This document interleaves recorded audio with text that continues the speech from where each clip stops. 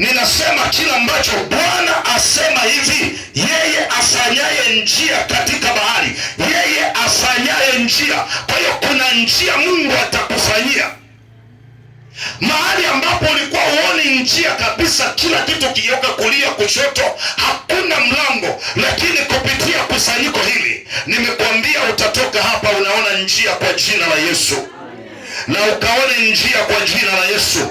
Na sasa nafungua ukaone njia kwa jina la Yesu. Ya enyi njia fungukeni kwa jina la Yesu.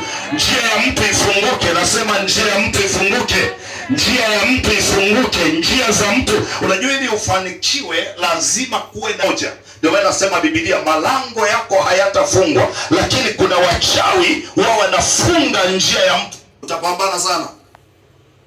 Ukifungiwa njia ya biashara huwezi kufanikiwa.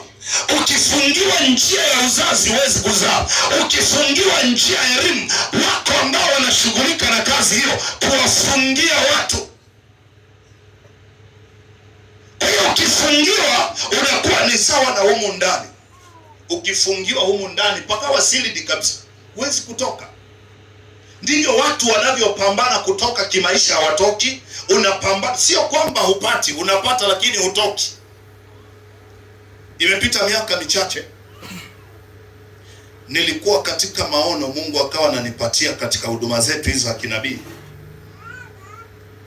Yule ambaye ananipa taarifa akawa ananipa taarifa ya mtu mmoja amefungiwa sehemu, ila ni kwenye zizi, halina mlango. Nikawaambia kuna mtu anahitaji kukombolewa, lakini yule mtu aliyekuwa amefungiwa, shauku yake alikuwa na matumaini ya kukombolewa. Nikawaambia kuna kazi ya kufanya. Nikaanzisha operation ya maombezi, operation ya maombezi yale ya vurugu, operation ya msako mkali. Kulikuwa na binti moja, sasa hivi yuko Kahama hapa, ni mama mchungaji. Mama mchungaji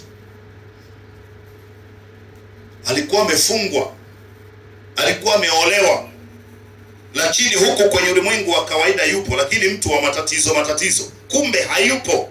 Alishachukuliwa akapelekwa Mwanza na akaanza kutumikishwa kwa kazi ngumu sana, na kazi hizo ilikuwa ni kazi za kwenda kulala na wanaume,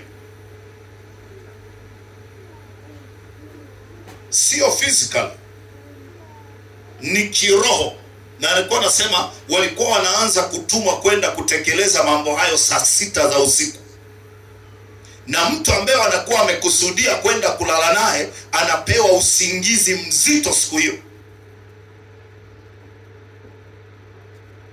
Ndio hizo ndoto wewe unaziona, ni idara kamili na ina kazi maalum.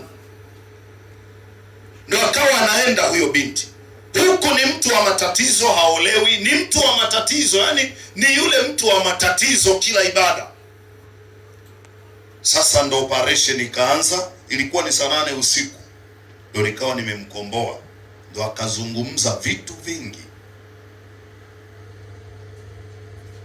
Kwa hiyo kisha afungiwa mlango,